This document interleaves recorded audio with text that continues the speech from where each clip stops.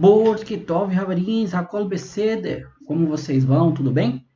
Vamos aqui entrar na nossa segunda parte da porção de Vaikra. E chamou, na porção de ontem, né, na primeira parte da porção, falamos um pouquinho o segredo por trás de eu ter pedido ao povo de Israel o sacrifício, tá? Lá nós comentamos assim por cima um pouco, tá? Mas aqui nós vamos tratar agora de uma outra oferenda, tá? Ou um sacrifício, como você preferir, que no caso seria o sacrifício que o pobre faz, tá? Nós vamos estar lendo aqui o texto e vamos estar falando um pouquinho aqui dessa questão, tá bom? Então vamos dar continuidade aqui. Se é a primeira vez que você está no canal, seja bem-vindo, tá? Vamos fazer a leitura aqui do capítulo 1, vamos aqui do versículo 14 até o versículo 16, depois para o capítulo 2 até o capítulo 2, versículo 1 até o versículo 6, tá? Vamos ler, à medida que vamos lendo, vamos procurar estar explanando um pouquinho. Vamos seguir essa linha aqui, tá?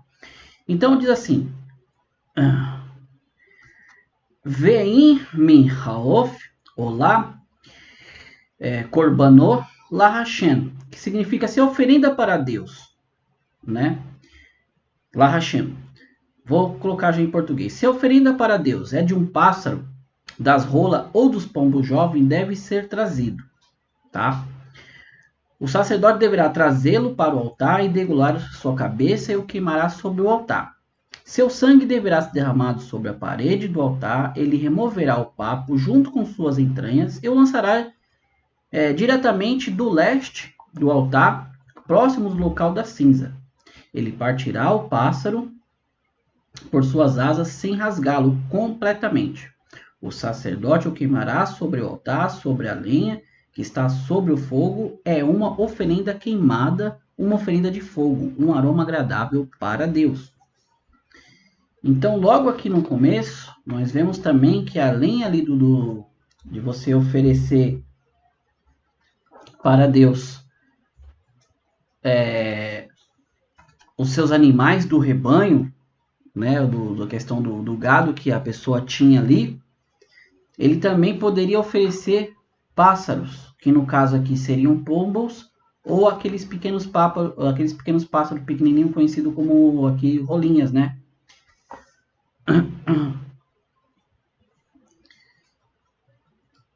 Então nós vemos que na verdade a oferenda, o sacrifício a Deus ali no Mexicã, que é onde nós estamos tratando aqui, ele não era propriamente simplesmente de cordeiros, ou de carneiros, ou de touros, né? Ele poderia também ser de pássaros. E nós vemos aqui todo um procedimento em relação ao pássaro, que ele é um pouco diferente do animal ali, que é um pouco maior, tá? Diz que então que ele deveria trazer, né, para o altar. O sacerdote ele colocava sua unha sobre aqui a nuca do pássaro, né, e automaticamente ele degolava o pássaro e queimava ele ali sobre o altar. O detalhe aqui interessante é que na verdade o pássaro ele não poderia ser tirado das suas penas, né? Ele era queimado inteiro. Tem um comentário que diz que, na verdade, quando você tira todas as penas de uma ave, ela fica bem menorzinha. É aquela velha questão do você para, né? Porque é um frango, ele tá ali todo gordo, fofo, com as penas. Quando você tira, ele fica aquela coisa miudinha que geralmente as pessoas compram ali congeladas, né? E aqui havia uma preocupação de Hashem em relação justamente ao pobre. Por quê? É óbvio que um pássaro, no caso a pombinha ou um rolinho, ela era muito mais barata do que um cordeiro, do que um carneiro. Então o pobre, ele adquiria, né, e levava até o correndo, e o correndo ali partia, né, o seu pescoço, meio que abria ele no meio pelas asas, né, como nós lemos aqui. Fala assim, ele removerá o papo juntamente com suas entranhas, ou seja, o papo aqui em hebraico, na verdade, é chamado de zefek, tá? É onde o alimento é digerido, tá? Então, ele tiraria essa parte, onde o alimento é digerido. Tem uma questão aqui que eu posso dizer que é cabalística, só que eu não quero entrar sobre essa questão, eu quero entrar aqui justamente no literal com você, tá? Por que era removida essa questão do papo? Então, tem uma explicação dentro da Hassidut sobre essa questão, tá? Mas vamos adentrar aqui a questão justamente que ele tirava, né, essa parte onde era digerido ali, e como diz o versículo, juntamente com as entranhas, né? Benotsal tá, as suas entranhas. Ele lançava ele diretamente no leste ali do altar, próximo do local da cinza. Que próximo do local da cinza? Onde era tirada, porque toda manhã o sacerdote ia lá, né? E retirava com os utensílios próprios do altar de bronze as cinzas dos sacrifícios que ficavam do outro dia, tá? Então, o que acontece? Ele tirava e jogava lá próximo àquele local. Então, ele partia esse pássaro, né, por suas asas, como eu falei, ele não rasgava ele completamente, e o sacerdote lá e queimava ele sobre o altar. Tá bom? Então, nós vemos aqui que é uma oferenda, como eu posso dizer, ela não tá, ela tá no meio. Por quê? Porque tem a oferenda daqueles que poderiam oferecer animais ali do seu rebanho, que nós sabemos que quem tinha ali pastoreava, ele era um homem de posse. Né? Porque o rebanho naquela época ele produzia muito, ele tinha muito valor, tá? Vamos continuar aqui. Quando uma alma oferecer uma oferenda de farinha a Hashem, a Deus, sua oferenda deve constituir de farinha refinada. Eu vou ler o versículo e nós vamos se aprofundar aqui sobre isso aqui, tá? Ele derramará o azeite sobre ela. Ele colocará o olíbano sobre ela, né? Ele o trará aos sacerdotes, os descendentes de Aharon, e dali pegará um punhado de farinha, refinada de azeite com todo o olíbano. Aqui na Torá, tem uma medida, a qual o sacerdote ele fazia para retirar essa farinha depois que a pessoa trazia para oferecer a Deus, tá? Ele praticamente fazia assim. Era uma medida que ele colocava dentro do pote, para medir a parte dele, tá? Eu coloco um desenho aqui para vocês. Toda essa parte eu vou colocar uns desenhos para vocês entenderem, tá bom? Aqui no vídeo. Vamos aqui nos aprofundar. O sacerdote, então, ele queimará a lembrança sobre o altar. Essa é uma oferenda de fogo, uma aroma agradável para Deus. O restante da oferenda da farinha, que era o que ele media, tirava, pertencia a Aharon, né? E seus filhos. Ela é santidade da santidade. Então, ele tirava um punhado, queimava e o restante ficava para ele. Ele é a santidade da santidade, das oferendas de fogo para Deus. Ou seja, Kodesh Kadoshim.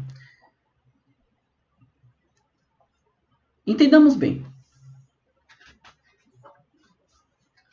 O texto aqui em hebraico diz assim: Ve'enesh Kil Hakriv Korban Minha. Tá? Ve'enesh Kil Hakriv Korban Minha. Que quer dizer o quê?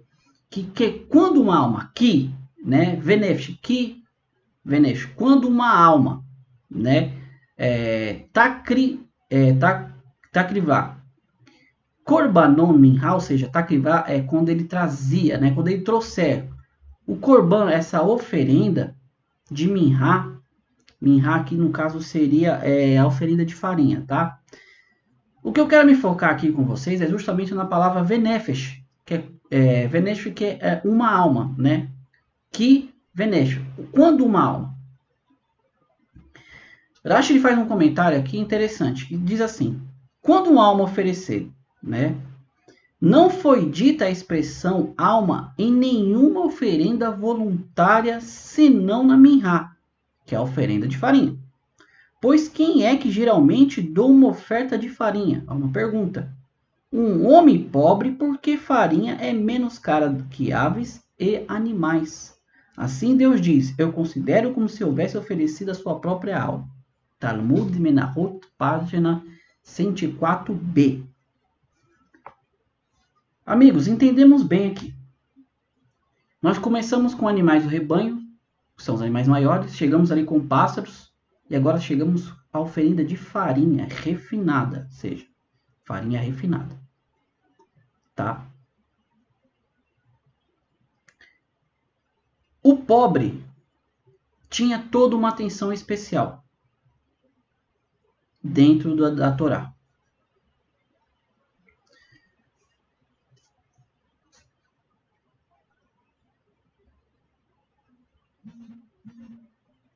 Entendemos bem aqui.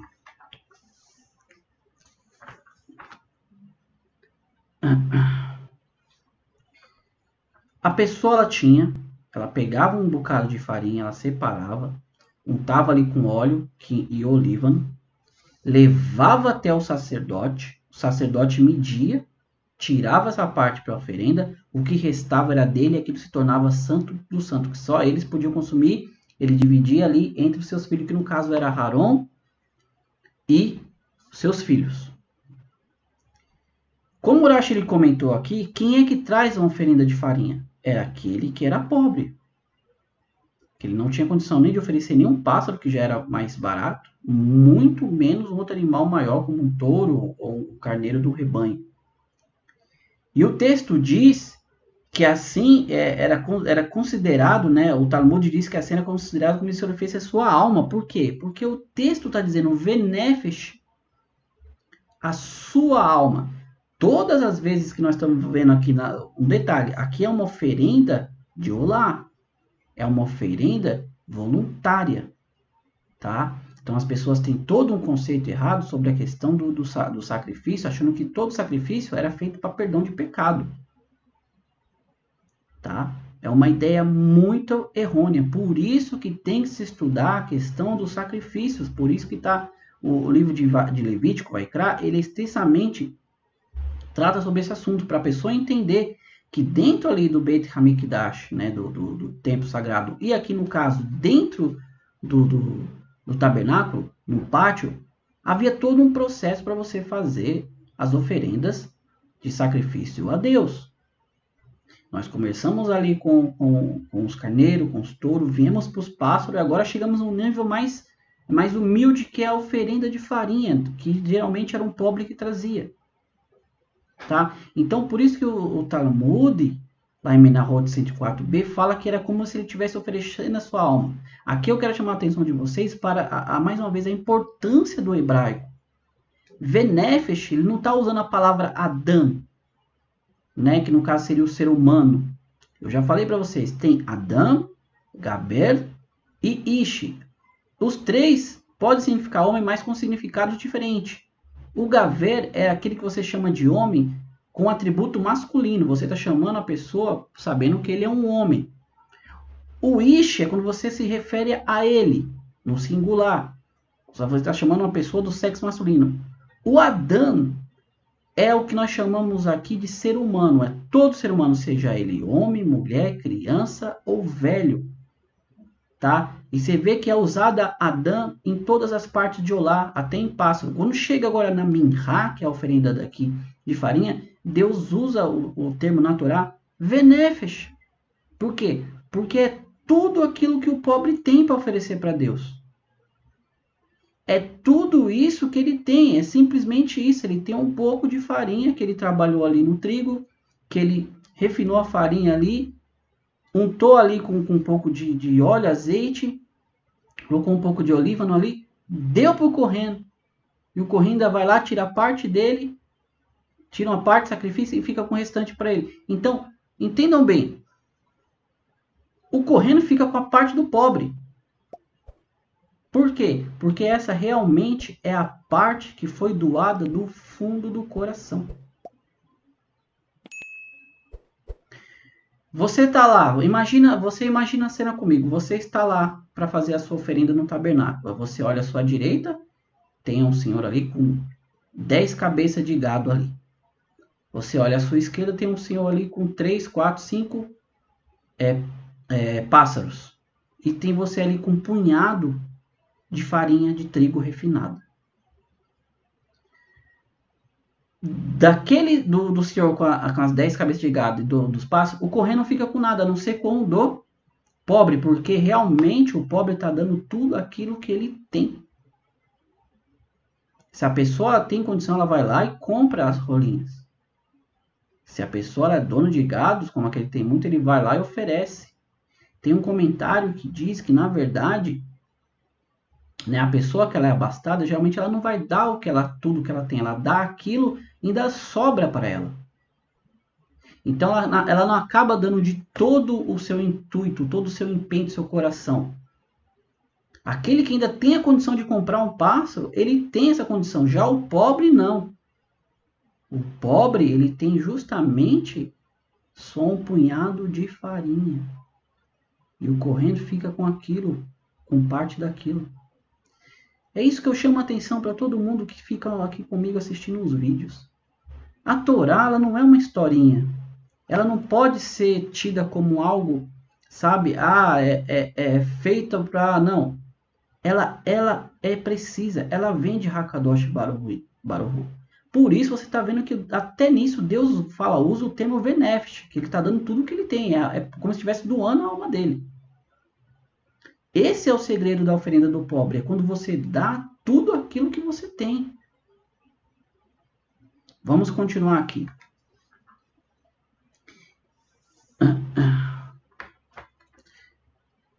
Como diz aqui, né, no versículo 2, é uma oferenda de fogo, é um aroma agradável para Deus. Deus se agrada, né? Então, aquele restante que também sobrava era considerado Kodesh HaKodesh, né? Santo dos Santos, ou seja, só podia comer os sacerdotes e Kohanim, tiravam naquela parte. Vamos dar continuidade aqui. Quando oferecer uma oferenda de farinha assada no forno, ela consistirá de bolos não levedados, de farinha refinada misturada com azeite ou de biscoitos não levedados saturados com azeite. Ou seja, a pessoa ela vem com uma oferenda de farinha, ela vem assada no forno como se fosse um bolo. Tá? Eles não podiam ter fermento. Lembra da questão do Pessa, da Páscoa? Não pode ter, o pão não podia levedar, a matzot. Então os bolos também não podiam estar levedados, né? E a farinha refinada, ela poderia ser misturada também com azeite, né? E ela também poderia ser feita como bolachas biscoito. Então a pessoa, presta atenção, a pessoa ela ia pedir perdão, entendam bem, a pessoa ia pedir perdão para Deus por um pecado com farinha untada com azeite. A pessoa podia pedir perdão pelos seus pecados com bolos assados, com bolachas assadas. Então, todo esse conceito gerado em cima do sacrifício, ele é errôneo, porque a própria Torá não está falando aqui de perdão de pecado, está falando de olar uma oferenda voluntária. Nós vamos chegar posteriormente na outra questão, mas é mais na frente, tá? Vamos dar continuidade aqui, ó. Se oferecer uma oferenda frita na frigideira, ela será farinha refinada misturada com azeite. E ela permanecerá não levedada, novamente, não fermentada. Parta em pequenos pedaços e derrame o azeite sobre eles. É uma oferenda de farinha. Aqui termina a nossa porção de hoje, na segunda parte. Então, além do bolo e das bolachas, a pessoa poderia fritar, quebrar, untá-los ali com azeite sobre e também oferecer a Deus.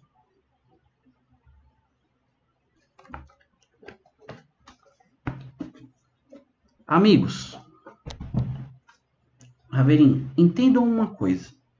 Se nós não pararmos para estudar a Torá, se você não parar para ler a Bíblia e estudar, você vai cair no mesmo erro que um monte de pessoas caem, interpretando ela erroneamente. Primeiro ponto aqui que você tem que ter em mente: a Torá, a Bíblia, ela foi escrita em hebraico. Já quem pode falar do hebraico são os judeus, que são o povo que fala, escreve hebraico. Você quer aprender sobre o sacrifício? Mais um detalhe, você tem que aprender com quem? Com quem fazia isso, como o povo judeu. Não adianta você pegar e terceirizar isso para uma outra pessoa que foi lá. Não. Você tem que ir na fonte. Quando você vai estudar, vai fazer um curso, você vai fazer cuidar então da profissão, você vai nos melhores lugares para você ter o melhor diploma daquilo. Por que gastamos tempo na nossa vida fazendo tudo isso, sendo que também nós devemos alimentar o nosso espiritual com a Torá? E isso nós tratamos desleixado.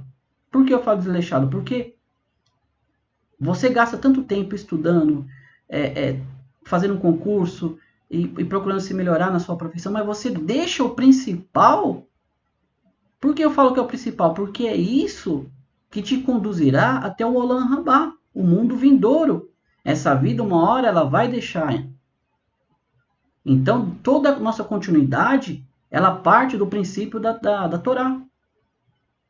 Então, você muitas das vezes, você deixa, você vai lá, não, simplesmente coloca, vou ler, não entendi, fechou.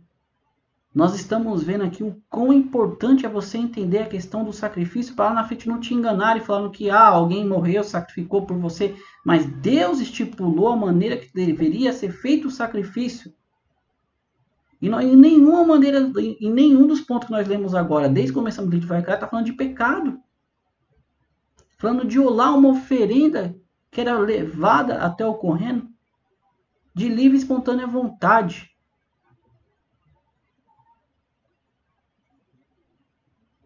Então entendam bem, mais para frente nós vamos chegar sobre a questão de Hatat, que é a questão da oferenda por pecado, de Asham, que também é um tipo de oferenda por pecado.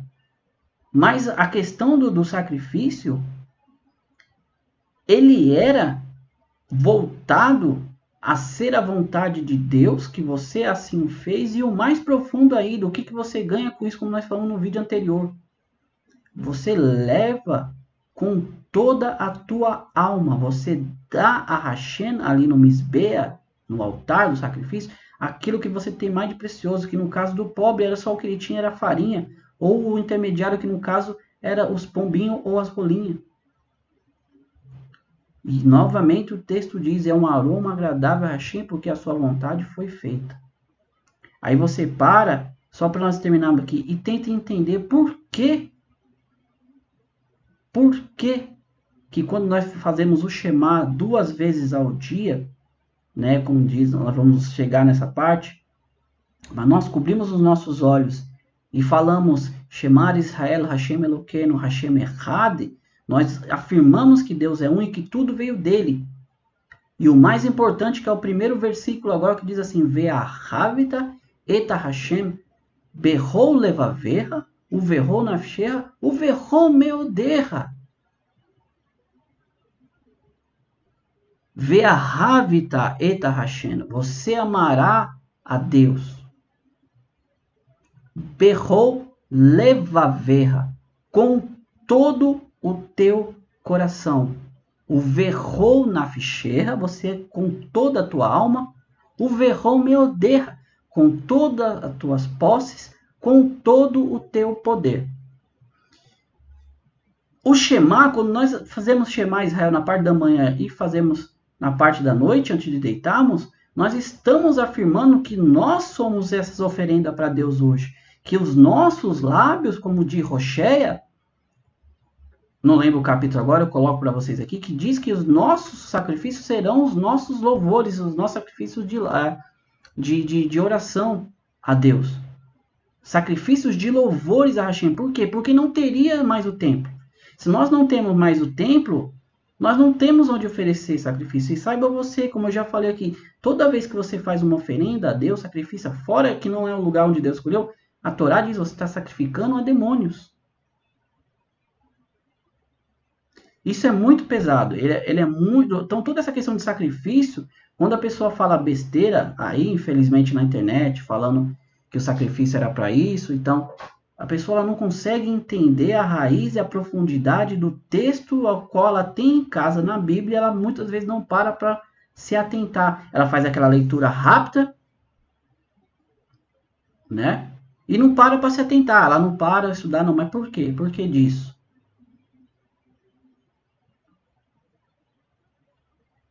Então, meus amigos, mais uma vez eu quero agradecer vocês, eu quero poder trazer para vocês, explanar para vocês o melhor possível do texto, deixando bem claro que eu estou usando o texto original em hebraico, traduzido para o português, dentro das fontes do comentário de Rashi. Eu não estou aqui pegando um estudo teológico ou não sei o que, não, eu estou indo na raiz. Então, tudo que está falando aqui é o que está dentro da Torá. Sacrifício não é para perdoar de pecado. Sacrifício tem muitas outras coisas envolvidas e é um processo muito complexo. Tá? Vamos continuar amanhã, vamos dar continuidade, falar muito mais sobre isso aí, ver todas as categorias ali dentro da questão dos corbanos, das oferendas, os sacrifícios a Deus. Amigos, mais uma vez quero agradecer você que chegou a primeira vez no canal, que ficou aqui comigo até o final me ouvindo. Deixa um like, compartilha, novo, se inscreva. Você achou o conteúdo relevante, compartilhe. Vamos levar para mais gente. Baruch Hashem, no movimento Benei Noah, a qual também eu faço parte, ele está crescendo. As pessoas estão buscando conhecer a Deus na sua fonte, não no terceirizado, não na coisa que fizeram depois que os seres humanos criaram. Não, estão buscando na fonte. São mais de centenas hoje, de milhares. Só no Brasil se calcula aí, deve ter uns 100 mil. Baruch Hashem.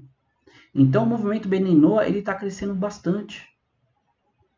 As pessoas estão saindo daquilo que veio, que pegou a Torá de Deus e transformou em algo errôneo, elas estão voltando para a raiz, como a própria Bíblia diz, a própria Bíblia que você tem em casa diz, que naquele dia, Zacarias, acho que é 8:13 ou é 13:8, não me fala a memória, diz assim, naquele dia, 10 homens de cada nação agarrarão nas orlas da veste de um judeu e diremos, nós vamos contigo porque sabemos que Deus é contigo, Deus sempre esteve com vocês.